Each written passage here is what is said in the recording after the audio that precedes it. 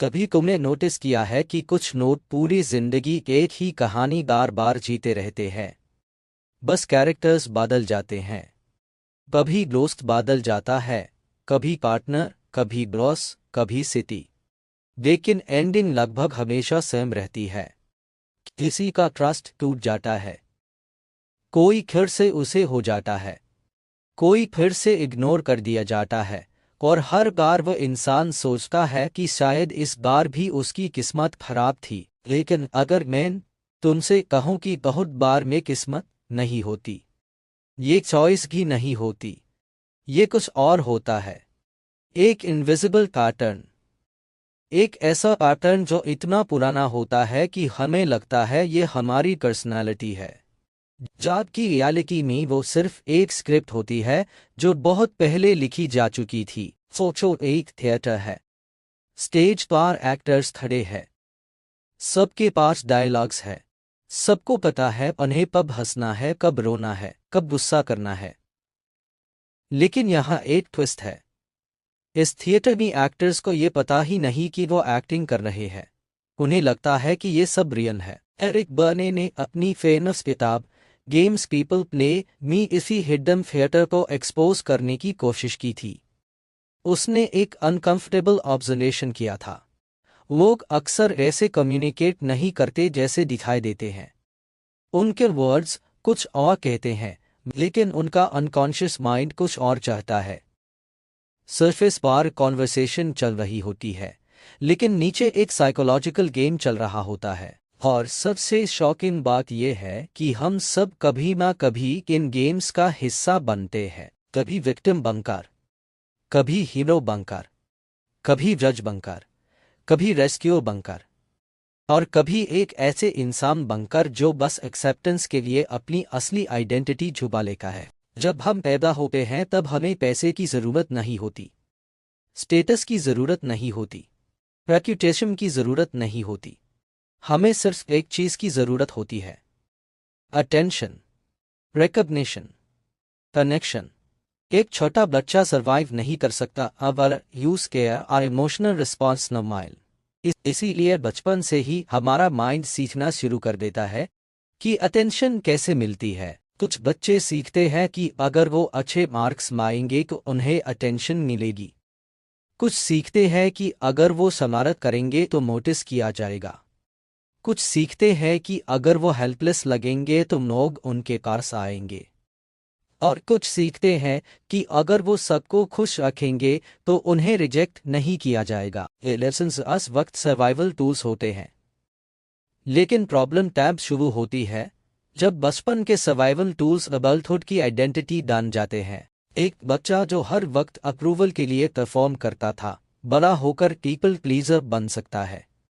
एक बच्चा जो हर वक्त क्रिटिसाइज हुआ, बड़ा होकर हर सिचुएशन में रिजेक्शन एक्सपेक्ट कर सकता है। एक बच्चा जिसे सिंपैथी मिलती थी जब वह वीक दिखता था, बड़ा होकर विक्टिम मेंटालिटी डेवलप कर सकता है। और धीरे धीरे ये सब इतना नॉर्मल लगने लगता है कि इंसान कभी क्वेश्चन ही नहीं करता कि वो ऐसा क्यों है। सोचो, एक इंसान हर रिलेशनशिप में ये कंप्लेन करता है कि लोग उसे समझते नहीं। पहले उसका पार्टनर उसे नहीं समझा, फिर दोस्त नहीं समझे, फिर कलीग्स नहीं समझे, फिर फैमिली नहीं समझी। सरफेस पर देखो तो लगेगा कि दुनिया गलत है।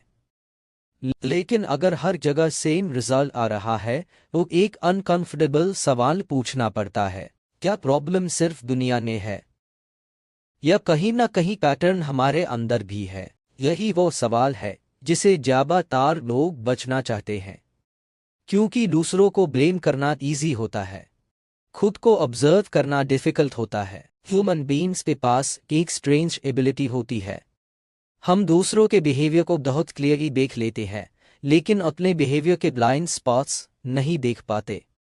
ह्यूमन समझ में जाता है कि कोई और मैनिपुलेटिव है, कोई और इनसिक्योर है, कोई और अटेंशन सीकर है।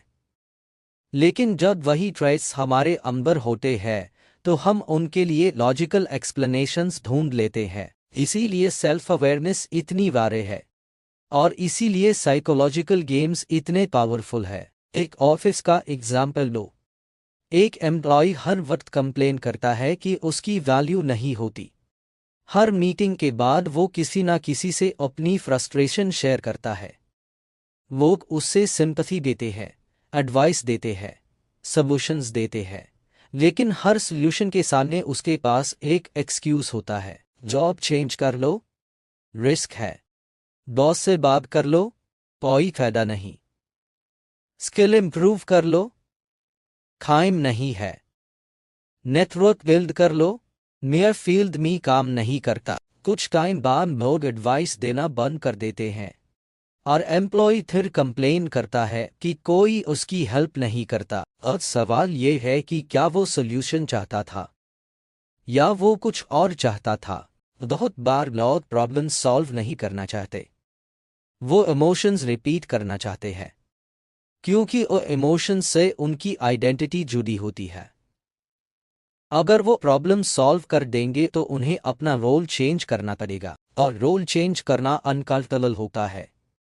यही रीजन है कि कई लोग अननोइंगली अपनी प्रॉब्लम्स को पकड़ कर रखते हैं।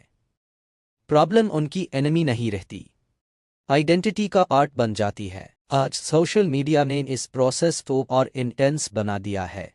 पहले इंसान को वैलिडेशन कुछ लोगों से मिलती थी, आज मिलियंस लोगों से मिल सकती है।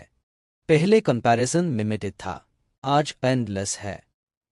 हर वक्त किसी और की सक्सेस, किसी और की बॉडी, किसी और का लाइफस्टाइल, किसी और की रिलेशनशिप हमारे सामने होती है, और धीरे धीरे एक डेंजरस इल्यूजन क्रिएट होता है। सब लोग खुश है, सिर्फ मैं स्ट्रगल कर रहा हूं। लेकिन रियलिटी कुछ और होती है। हर इंसान अपनी हाईलाइट रील दिखाता है और अपनी बिहाइंड द सीन्स लाइफ छुपा लेता है। फिर भी ह्यूमन माइंड कंपैरिजन करता रहता है, क्योंकि कंपैरिजन सिर्फ इंफॉर्मेशन का प्रोसेस नहीं है, कंपैरिजन आइडेंटिटी का प्रोसेस है। हम कॉन्स्टेंटली ये मेजर कर रहे होते हैं कि हम कहाँ स्टैंड करते हैं, और यही से इनसिक्योरिटी पैदा होती है। फिर इनसिक्योरिटी वैलिडेशन को जन्म देती है, वैलिडेशन डिपेंडेंसी को जन्म देती है, और डिपेंडेंसी साइकोलॉजिकल गेम्स को जन्म देती है। कुछ लोग सोशल मीडिया पर हर पोस्ट इसलिए नहीं डालते क्योंकि वो शेयर करना चाहते हैं। कभी कभी वो साइलेंटली पूछ रहे होते हैं, क्या मैं इम्पोर्टेंट हूँ, क्या मैं इनफ हूँ, क्या कोई मुझे नोटिस कर रहा है। और सबसे इंटरेस्टिंग बात यह है कि ये सवाल सिर्फ सोशल मीडिया तक लिमिटेड नहीं है, ये सवाल हर इंसान के अंदर कहीं ना कहीं चल रहे होते हैं। कोई अचीवमेंट्स के थ्रू आंसर ढूंढता है, कोई रिलेशनशिप्स के थ्रू, कोई मनी के थ्रू, कोई पॉपुलैरिटी के थ्रू। लेकिन जब तक इंसान खुद को वैल्यू देना नहीं सीखता, तब तक दुनिया की वैलिडेशन कभी इनफ नहीं लगती। यही वजह है कि कुछ लोग सक्सेस के बाद भी एम्प्टी फील करते हैं।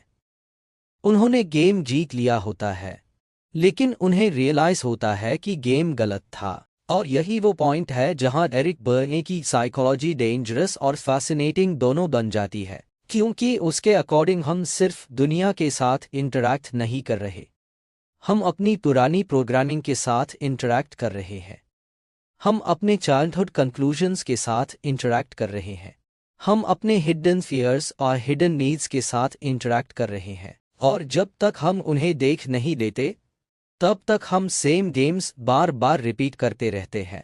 लेकिन असली सवाल ये नहीं है कि दूसरे लोग कौन से गेम्स खेल रहे हैं, असली सवाल ये है कि हम खुद कौन सा गेम खेल रहे हैं, और क्या हमें पता भी है कि हम गेम के अंदर हैं। बहुत लोग अपनी लाइफ को डिसीजंस का रिजल्ट समझते हैं। उन्हें लगता है कि उन्होंने जो चूज किया वही उनकी रियलिटी बन गया। लेकिन एरिक बर्ने का ऑब्जर्वेशन इसे काफ़ी ज़्यादा अनसेटलिंग था। उसके अकॉर्डिंग हमारी ज़िंदगी के बहुत सारे इंपॉर्टेंट मोमेंट्स कॉन्शियस चॉइसेस से नहीं बल्कि अनकॉन्शियस पैटर्न से इन्फ्लुएंस होते हैं। हम सोचते हैं कि हम फ्रीली रिएक्ट कर रहे हैं, लेकिन कई बार हम सिर्फ एक पुरानी स्क्रिप्ट फॉलो कर रहे होते हैं जो बचपन में लिखी गई थी। सोचो, एक आदमी है जो हर बार ऐसे लोगों पर ट्रस्ट करता है जो इवेंचुअली उसका ट्रस्ट तोड़ देते हैं। पहली बार हुआ तो कोइंसिडेंस लग सकता है, दूसरी बार हुआ तो बैड लक लग सकता है, लेकिन जब वही कहानी कहानी छठी और सातवीं बार रिपीट होने लगे, तात सवाल सिचुएशन पार नहीं, पैटर्न पार उठता है। ह्यूमन माइंड फेमिलियर पेन को अनफेमिलियर हैप्पीनेस से ज्यादा सेफ मानता है। ये लाइन पहली बार सुनने में अजीब लग सकती है, लेकिन थोड़ा ध्यान से सोचो। अगर किसी इंसान ने बचपन में निग्लेक्ट एक्सपीरियंस किया है तो अडल्टहुड में भी उसका माइंड अननोइंगली ऐसे हाई इमोशनल एनवायरनमेंट्स की तरफ अट्रैक्ट हो सकता है। इसका मतलब ये नहीं कि वो कॉन्शियसली डर चाहता है। इसका मतलब सिर्फ इतना है कि उसका माइंड उस फीलिंग को पहचानता है, और जो चीज़ पहचानी ही लगती है उससे माइंड सेफ समझता है। इसीलिए कई लोग अनहेल्दी रिलेशनशिप्स में फंस जाते हैं, सिर्फ इसलिए नहीं क्योंकि सामने वाला मैनिपुलेटिव है, बल्कि इसलिए भी क्योंकि उनके अंदर कुछ ऐसा है जो उस पैटर्न को फेमिलियर फील करता है। और यही वो पॉइंट है जहां साइकोलॉजिकल गेम्स डेंजरस हो जाते हैं, क्योंकि गेम का पर्पस हैप्पीनेस नहीं होता, गेम का पर्पस फैमिलियरिटी होता है। एक और इंटरेस्टिंग एग्जाम्पल देखो। कुछ लोग हर वक्त प्रूव करना चाहते हैं कि वो सही है। हर डिस्कशन डिबेट बन जाता है, हर डिसएग्रीमेंट पर्सनल अटैक लगता है।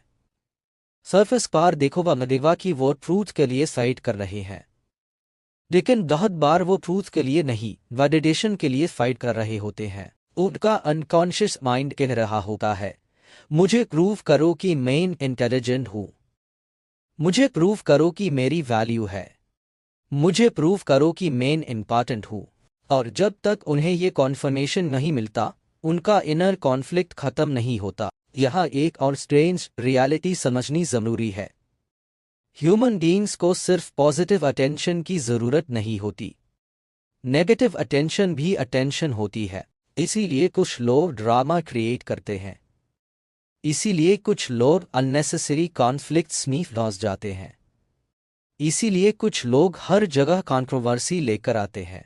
उनका कॉन्शियस माइंड शायद पीस चाहता हो, लेकिन उनका अनकॉन्शियस माइंड अटेंशन चाहता होता है, और अटेंशन मिल जाए वो माइंड गेम को सक्सेसफुल मान लेता है। आज सोशल मीडिया पर ये पैटर्न और भी क्लियरली दिखाई देता है। कई लोग किसी टॉपिक पर जेन्युइन डिस्कशन नहीं करते, वो रिएक्शन कलेक्ट करते हैं। उन्हें एंगेजमेंट चाहिए होती है, उन्हें इमोशनल रिस्पॉन्स चाहिए होता है, चाहे वो रिस्पॉन्स पॉजिटिव हो या नेगेटिव। और धीरे धीरे इंसान को अटेंशन की इतनी आदत हो जाती है कि साइलेंस अनकंफर्टेबल लगने लगता है। लेकिन साइलेंस हाई वो जगह है जहां सेल्फ अवेयरनेस जन्म लेती है। जब कोई डिस्ट्रैक्शन नहीं होती, जब कोई नोटिफिकेशन नहीं होती, जब कोई ऑडियंस नहीं होती, तब इंसान पहली बार खुद के साथ बैठता है। और बहुत लोग इसी मोमेंट से डरते हैं, क्योंकि जब हम खुद के साथ अकेले बैठते हैं तब हमें अपने पैटर्न्स दिखने लगते हैं। हमें समझ आता है कि हम हर बार सेम टाइप के लोगों को क्यों चूज करते हैं। हमें समझ आता है कि हम क्रिटिसिज्म से इतना ट्रिगर क्यों हो जाते हैं। हमें समझ आता है कि हम अप्रूवल के बिना अनकंफर्टेबल क्यों फील करते हैं। और यही अंडरस्टैंडिंग अनकंफर्टेबल भी होती है और लिबरेटिंग भी। रिक बर्न ने ह्यूमन पर्सनैलिटी को समझने के लिए एक पावरफुल फ्रेमवर्क दिया था। उसने कहा कि हम सबके अंदर अलग अलग साइकोलॉजिकल स्टेट्स एक्टिव होती है। कभी हम एक स्ट्रिक्ट अथॉरिटी फिगर की तरह सोचते हैं, कभी एक लॉजिकल ऑब्जर्वर की तरह, और कभी एक इमोशनल चाइल्ड की तरह। प्रॉब्लम तब शुरू होती है जब अडल्टहुड में भी हमारा इमोशनल चाइल्ड स्टीयरिंग व्हील पकड़ लेता है। सोचो किसी ने तुम्हारी क्रिटिसिज्म कर दी। अगर तुम्हारा लॉजिकल माइंड एक्टिव है तो तुम इवैल्यूएट करोगे कि क्रिटिसिज्म वैलिड है या नहीं। लेकिन अगर तुम्हारा वुंडेड इमोशनल साइड एक्टिव है तो तुम तुरंत अटैक फील करोगे। फिर रिएक्शन फैक्ट्स पर बेस्ड नहीं होगा, रिएक्शन ओल्ड वुंड्स पर बेस्ड होगा। और ये सिर्फ क्रिटिसिज्म तक लिमिटेड नहीं है। कभी कभी एक सिंपल मैसेज का मेट रिप्लाई भी किसी इंसान के अंदर अबैंडनमेंट का सियर एक्टिवेट कर देता है। कभी एक छोटी सी डिसएग्रीमेंट किसी के अंदर रिजेक्शन का फियर एक्टिवेट कर देती है। कभी एक नॉर्मल फीडबैक किसी के अंदर शेम ट्रिगर कर देता है। सामने वाली सिचुएशन छोटी होती है लेकिन रिएक्शन बड़ा होता है। क्योंकि रिएक्शन प्रेजेंट मोमेंट से नहीं आ रहा होता। रिएक्शन पुरानी इमोशनल मेमोरी से आ रहा होता है, और यही वजह है कि टू लोग सेम सिचुएशन में कंप्लीटली डिफरेंट रिएक्ट कर सकते हैं। एक इंसान रिजेक्शन को फीडबैक समझेगा, दूसरा इंसान रिजेक्शन को प्रूफ समझेगा कि उसमें ही कोई कमी है। सिचुएशन सेम है, मीनिंग डिफरेंट है, और ह्यूमन लाइफ मीनिंग के बेसिस पर चलती है। हम इवेंट्स से ज्यादा उन इवेंट्स की इंटरप्रिटेशन पर रिएक्ट करते हैं। इसीलिए दो लोग सेम फेलियर एक्सपीरियंस करके अलग फ्यूचर्स क्रिएट कर सकते हैं। एक कहता है मैं फेल हुआ हूं, दूसरा कहता है मैंने फेलियर एक्सपीरियंस किया है। दोनों स्टेटमेंट्स सिमिलर लगते हैं, लेकिन साइकोलॉजिकली दोनों अलग दुनिया क्रिएट करते हैं। पहली स्टेटमेंट आइडेंटिटी दान जाती है, दूसरी स्टेटमेंट एक्सपीरियंस बांध कर रह जाती है। और आइडेंटिटी सबसे पावरफुल चीज होती है, क्योंकि इंसान हमेशा अपनी आइडेंटिटी के अकॉर्डिंग एक्ट करता है। अगर किसी को लगता है कि वो अनलकी है, तो वो हर जगह बैड लक के एग्जाम्पल्स नोटिस करेगा। अगर किसी को लगता है कि वो विक्टिम है, तो वो हर जगह अनफेयरनेस नोटिस करेगा। अगर किसी को लगता है कि वो केपेबल है, तो वो हर प्रॉब्लम में पॉसिबिलिटी नोटिस करेगा। रियलिटी काफ़ी हद तक वही बन जाती है जिसे हम रिपीटेडली देखना चूज करते हैं। लेकिन यहाँ एक और लेयर है जो और भी ज़्यादा फैसिनेटिंग है। कुछ लोग अपनी प्रॉब्लम से इतना अटैच हो जाते हैं कि अगर प्रॉब्लम चली जाए तो उन्हें खुद की आइडेंटिटी अनक्लियर लगने लगती है। ये सुनने में स्ट्रेंज लग सकता है, लेकिन सोचो, अगर कोई इंसान 10 साल से हर किसी को ये बताता आ रहा है कि उसकी लाइफ कितनी डिफिकल्ट है, वो एक पॉइंट के बाद स्ट्रगल उसकी स्टोरी का सेंट्रल कैरेक्टर बन जाता है। और अगर स्ट्रगल चला गया तो कहानी का स्ट्रक्चर हाई बदल जाएगा। इसीलिए कई बार लोग अननोइंगली अपनी सफरिंग को प्रोटेक्ट करते हैं। वो कॉन्शियसली ऐसा नहीं करते, लेकिन अनकॉन्शियस लेवल पर वो उस पैटर्न को अलाइव रखते हैं, क्योंकि वो फेमिलियर है। और फेमिलियर चीज कंफर्टेबल लगती है, चाहे पेनफुल हाई क्यों ना हो। यही रीजन है कि सेल्फ अवेयरनेस कितनी रेवोल्यूशनरी होती है। जिस मोमेंट इंसान अपने पैटर्न को देख लेता है, उस मोमेंट उसके पास चॉइस आ जाती है। उससे पहले चॉइस होती ही नहीं, उससे पहले सिर्फ रेपिटेशन होती है। और शायद इसीलिए सबसे बड़ा साइकोलॉजिकल ट्रैप इग्नोरेंस नहीं है, सबसे बड़ा ट्रैप अनकॉन्शियस रेपिटेशन है। एक हाई गेम को बार बार खेलना और हर बार एक्सपेक्ट करना कि रिजल्ट अलग होगा, लेकिन जो बात अब तक हमने डिस्कस की है तो सिर्फ बिगिनिंग है। क्योंकि सबसे डेंजरस साइकोलॉजिकल गेम्स रिलेशनशिप्स के अंदर खेले जाते हैं। वही जगह जहां लोग सबसे ज्यादा वल्नरेबल होते हैं, वही जगह जहां लोग प्यार ढूंढते हैं, एक्सेप्टेंस ढूंढते हैं, और कभी कभी अननोइंगली अपने पुराने इमोशनल वुंड्स को रिपीट करते रहते हैं। और यही से कहानी और भी ज्यादा इंटरेस्टिंग हो जाती है। रिलेशनशिप्स शायद वो जगह है जहां साइकोलॉजिकल गेम्स सबसे ज्यादा क्लियरली दिखाई देते हैं, क्योंकि जब हम किसी के क्लोज आते हैं, तब हम सिर्फ अपनी पर्सनालिटी नहीं लेकर आते, हम अपनी हिस्ट्री लेकर आते हैं, अपनी फिलर्स लेकर आते हैं, अपनी इनसिक्योरिटीज लेकर आते हैं, अपनी एक्सपेक्टेशंस लेकर आते हैं, और सबसे इम्पोर्टेंट, हम अपनी पुरानी इमोशनल स्क्रिप्ट्स लेकर आते हैं। शुरू में सब कुछ सिंपल लगता है।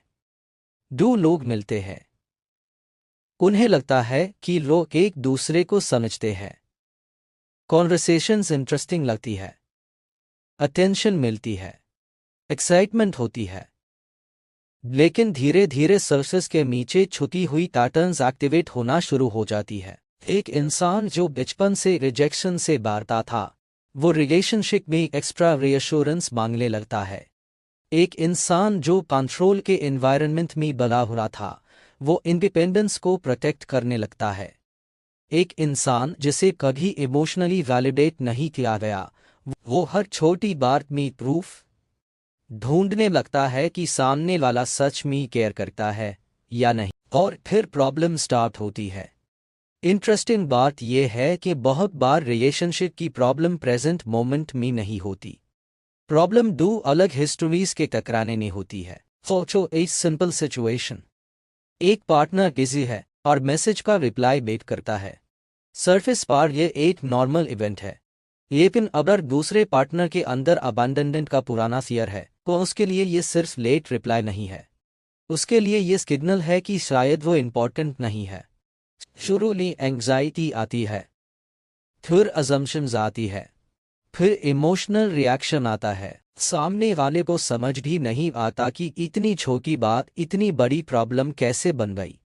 लेकिन रियलिटी में प्रॉब्लम मैसेज नहीं थी, प्रॉब्लम अस मैसेज से एक्टिवेट हुई पुरानी इमोशनल मेमोरी थी। इसलिए बहुत बार कपल्स एक ही आर्ग्यूमेंट बार बार रिपीट करते हैं।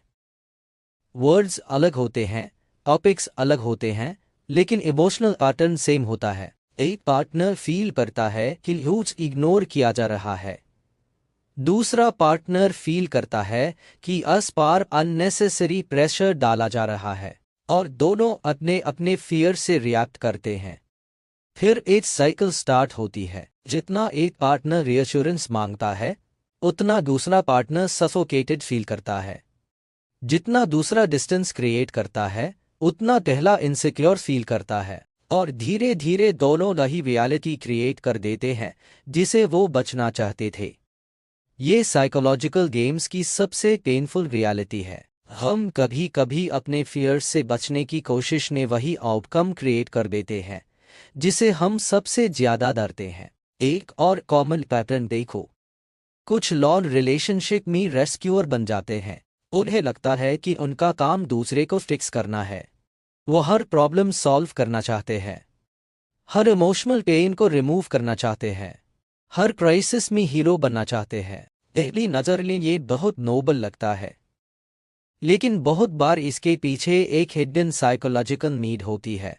जब तक सामने वाले को हेल्प की जरूरत है तब तक रेस्क्यूअर इंपॉर्टेंट फील करता है, और जब सामने वाला इंडिपेंडेंट होना शुरू करता है तो रेस्क्यूअर अनकंफर्टेबल फील कर सकता है, क्योंकि उसकी आइडेंटिटी हेल्प करने पर बेस्ड थी।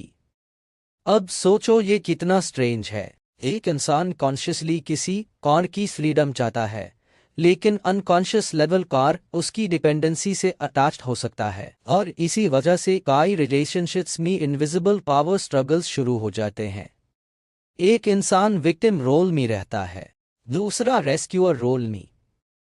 कुछ टाइम बाद रेस्क्यूअर फ्रस्ट्रेटेड हो जाता है, उसे लगता है कि सामने वाला कभी इम्प्रूव ही नहीं होता। विक्टिम को लगता है कि उसे समझा नहीं जा रहा, और दोनों कंफ्यूज हो जाते हैं कि प्रॉब्लम एग्जैक्टली है क्या। प्रॉब्लम यह है कि दोनों एक गेम के अंदर है, एक रोल के बिना दूसरे रोल का एग्जिस्टेंस मुश्किल हो जाता है, और जब तक गेम कंटिन्यू होता है रिलेशनशिप जेन्युइन कनेक्शन की जगह साइकोलॉजिकल डिपेंडेंसी बैन कर रह जाता है। लेकिन रोमांटिक रिलेशनशिप्स सिर्फ जगह नहीं है जहां ये गेम्स होते हैं। फ्रेंडशिप्स में भी ये पैटर्न्स दिखते हैं। कभी नोटिस किया है कि कुछ लोग हमेशा ड्रामा के सेंटर में होते हैं। हर वीक कोई नई प्रॉब्लम, हर मंथ कोई नया कॉन्फ्लिक्ट, हर मार कोई नया विलन। और अजीब बात यह है कि कहानी का मेन कैरेक्टर हमेशा वही इंसान होता है। शुरू में लोग सिंपैथी देते हैं, फिर एडवाइस देते हैं, फिर सपोर्ट करते हैं, लेकिन धीरे धीरे उन्हें यकीन होने लगता है कि प्रॉब्लम्स सॉल्व ही नहीं हो रही, क्योंकि बहुत बार गोल सोल्यूशन नहीं होता, गोल इमोशनल अटेंशन होता है। और जब तक अटेंशन मिल रही है गेम कंटिन्यू रहता है। आज सोशल मीडिया ने इस पैटर्न को मल्टीप्लाई कर दिया है।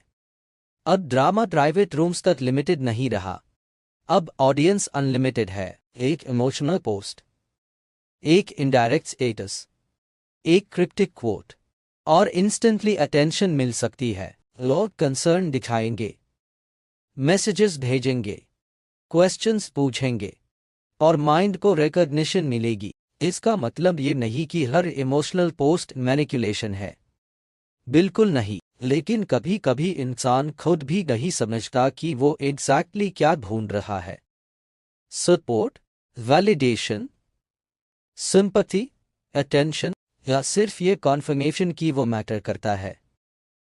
यही रीजन है कि सेल्फ अवेयरनेस कितनी इंपॉर्टेंट है, क्योंकि जब तक हम अपनी हिडन नीड्स को नहीं समझते तब तक हम उन्हें इनडायरेक्ट वेज में फुलफिल करने की कोशिश करते रहते हैं। और इनडायरेक्ट फुलफिलमेंट ऑलमोस्ट हमेशा कॉम्प्लिकेशंस क्रिएट करती है। एक और इंटरेस्टिंग ऑब्जर्वेशन ये है कि लोग अक्सर उन्हीं चीज़ों से अट्रैक्ट होते हैं जो उनके अनरिजॉल्व्ड इश्यूज को ट्रिगर करती है।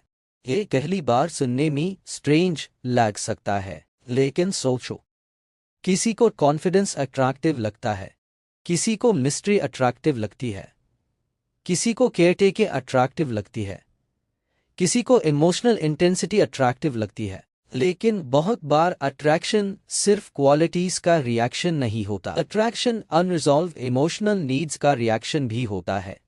इसीलिए कई लोग लॉजिकली जानते हैं कि कोई रिलेशनशिप उनके लिए हेल्दी नहीं है, फिर भी उससे छोड़ नहीं पाते। इमोशन और लॉजिक एक हाई लैंग्वेज नहीं बोलते।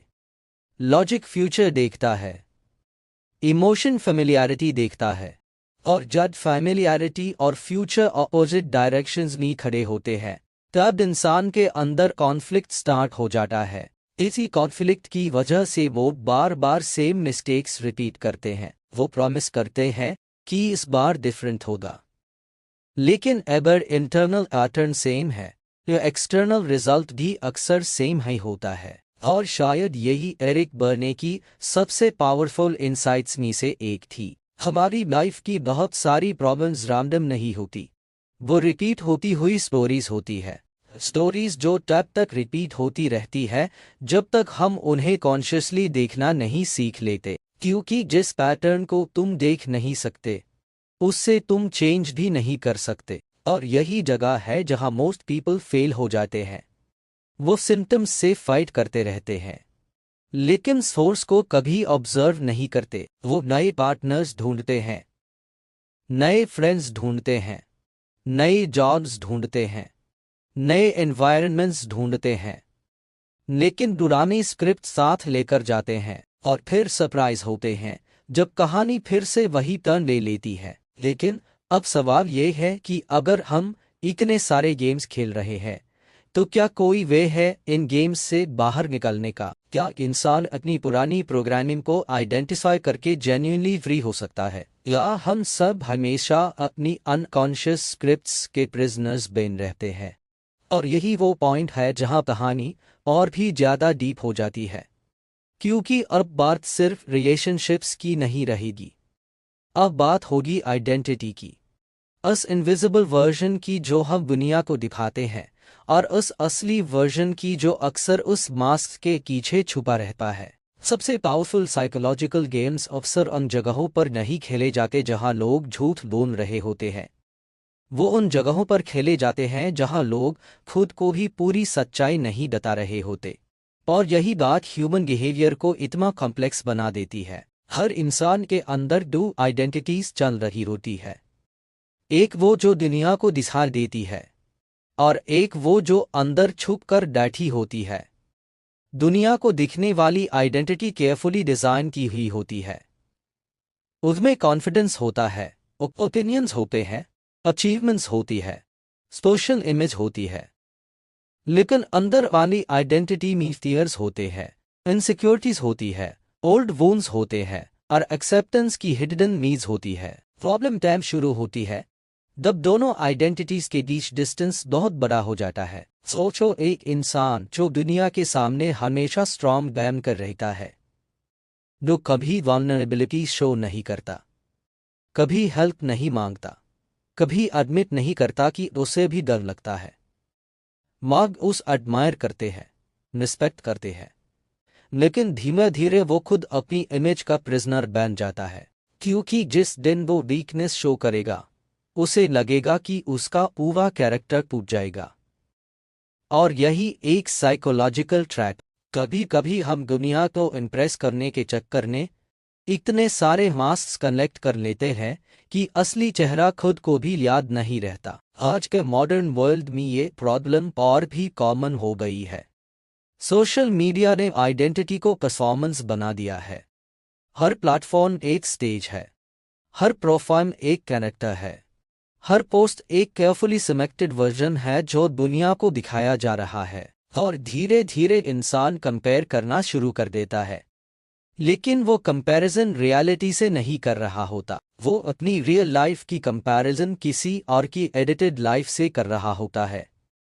इसीलिए एंजाइटी बढ़ रही है, इसीलिए लोनलीनेस बढ़ रही है, इसीलिए लोग पहले से ज़्यादा कनेक्टेड होकर भी पहले से ज़्यादा डिस्कनेक्टेड फील कर रहे हैं। क्योंकि कनेक्शन इन्फॉर्मेशन से नहीं बनता, कनेक्शन ऑथेंटिसिटी से बनता है। और ऑथेंटिसिटी इम्पॉसिबल हो जाती है जब इंसान हर वक्त रोल प्ले कर रहा हो। एरिक बर्ने की थ्योरी का एक फैसिनेटिंग एस्पेक्ट ये था कि लोग सिर्फ दूसरों के साथ गेम्स नहीं खेलते, सोसाइटी भी गेम्स क्रिएट करती है। फैमिली सिस्टम्स गेम्स क्रिएट करते हैं, वर्क प्लेसेस गेम्स क्रिएट करते हैं। एक ऑफिस इमेजिन करो, वहाँ एक एम्प्लॉय है जो हमेशा बिजी दिखना चाहता है। ज़रूरी नहीं कि वो प्रोडक्टिव हो, लेकिन बिजी दिखना उसके लिए इम्पॉर्टेंट है, क्योंकि उसकी वैल्यू उसके माइंड में प्रोडक्टिविटी से नहीं, परसेप्शन से लिंक्ड है। दूसरी तरफ एक मैनेजर है जो हर वक्त अथॉरिटी प्रूव करना चाहता है, हर कॉन्वर्सेशन में डोमिनेंस दिखाना चाहता है, क्योंकि अंदर ही अंदर हुफ रिस्पेक्ट लूज करने का फियर है। दोनों अपना अपना रोल प्ले कर रहे हैं, और जब दो रोल्स इंटरैक्ट करते हैं तब साइकोलॉजिकल गेम स्टार्ट होते हैं। इंटरेस्टिंग बात यह है कि बहुत बार लोग सच में कम्युनिकेट नहीं करते, वो अपने रोल्स कम्युनिकेट करते हैं। वर्ड्स कुछ और कहते हैं, नीड्स कुछ और होती है, इसीलिए मिसअंडरस्टैंडिंग्स इतनी कॉमन है। एक इंसान कहता है तुम मेरे लिए टाइम नहीं निकलते, लेकिन अंदर की नीड शायद ये है मुझे फील करवाओ कि मैं इंपॉर्टेंट हूँ। दूसरा कहता है मुझे थोड़ा स्पेस चाहिए, लेकिन अंदर की नीड शायद ये है मुझे ट्रस्ट करो।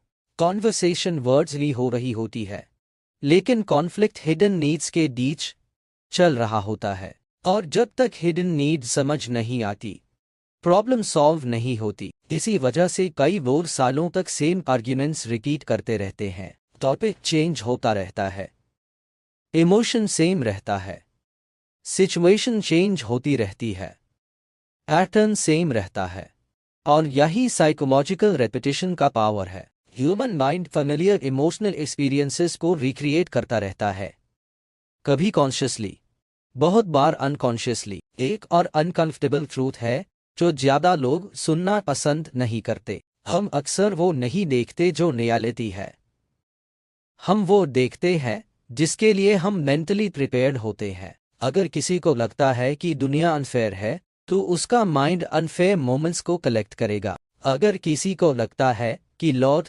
ट्रस्टवर्दी नहीं है तो उसका फोकस बिट्रेयल्स पार जाएगा।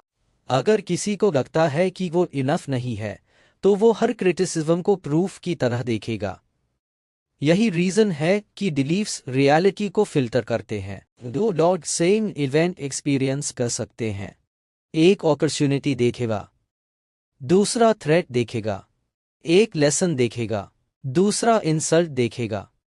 इवेंट सेम है, इंटरप्रिटेशन अलग है, और interpretation high emotional reality create करती है। इसीलिए सेल्फ अवेयरनेस का मतलब सिर्फ अपने एक्शंस को देखना नहीं है। सेल्फ अवेयरनेस का मतलब है अपने फिल्टर्स को देखना, अपने अजम्पशंस को देखना, अपनी ऑटोमेटिक रिएक्शंस को देखना। और ये काम सरप्राइजिंगली डिफिकल्ट है, क्योंकि ईगो को सर्टेनिटी पसंद होती है। ईगो को लगता है कि वो पहले से सब जानता है, लेकिन ग्रोथ सर्टेनिटी से नहीं आती, ग्रोथ क्यूरियोसिटी से आती है। जिस मोमेंट इंसान खुद से पूछना शुरू करता है क्या हो सकता है कि मैं गलत इंटरप्रिटेशन कर रहा हूं, उस मोमेंट चेंज पॉसिबल हो जाता है। और शायद इसीलिए जेन्युइनली मैच्योर लॉर्ड कॉन्फिडेंट होने के साथ साथ क्यूरियस भी होते हैं। वो हर चीज को पर्सनली नहीं लेते, वो हर रिएक्शन को ट्रूथ नहीं मानते। वो ऑब्जर्व करते हैं, एनालाइज करते हैं, और फिर रिस्पॉन्ड करते हैं। वहाँ एक और पैटर्न समझना जरूरी है। बहुत लोग सोचते हैं कि फ्रीडम का मतलब है जो मन करे वो करना, लेकिन साइकोलॉजी एक डिफरेंट रियलिटी दिखाती है। अगर तुम्हारी रिएक्शंस ऑटोमेटिक है तो तुम फ्री नहीं हो। अगर तुम्हारा मूड तुम्हें कंट्रोल करता है तो तुम फ्री नहीं हो। अगर तुम्हारा फियर तुम्हारे डिसीजंस कंट्रोल करता है तो तुम फ्री नहीं हो। अगर तुम्हारा पास्ट तुम्हारी प्रेजेंट लाइफ चला रहा है तो तुम फ्री नहीं हो। रियल फ्रीडम टैब स्टार्ट होती है जब अवेयरनेस ऑटोमेटिक पैटर्न्स और कॉन्शियस चॉइसेस के बीच स्पेस क्रिएट करती है। वही स्पेस ट्रांसफॉर्मेशन का बर्थ प्लेस है। वही स्पेस साइकोलॉजिकल गेम्स का एंड है, क्योंकि जिस मोमेंट तुम गेम को देख लेते हो उस मोमेंट तुम्हारे पास ऑप्शन आ जाता है कि तुम उसमें पार्टिसिपेट करना चाहते हो या नहीं। और यही शायद एरिक बर्ने की पूरी फिलॉसफी का कोर मैसेज था। मोस्ट पीपल सोचते हैं कि उनकी प्रॉब्लम्स बाहर है, लेकिन कई बार प्रॉब्लम बाहर नहीं होती। प्रॉब्लम वो इनविजिबल स्क्रिप्ट होती है जो अंदर चल रही होती है। वो स्क्रिप्ट जो डिसाइड करती है कि तुम किस तरह के लोग चूज करोगे, किस तरह रिएक्ट करोगे, किस तरह केयर करोगे, किस तरह कॉन्फ्लिक्ट हैंडल करोगे और किस तरह खुद को देखोगे। जब तक स्क्रिप्ट अनकॉन्शियस है तुम उसके कैरेक्टर हो। जिस दिन स्क्रिप्ट विजिबल हो जाती है तुम उसके ऑथर बन सकते हो। और शायद यही सबसे पावरफुल रियलाइजेशन है, क्योंकि लाइफ का सबसे बड़ा साइकोलॉजिकल गेम शायद दूसरों के साथ नहीं खेला जा रहा। शायद वो गेम हम अपने हाई माइंड के अंदर खेल रहे होते हैं।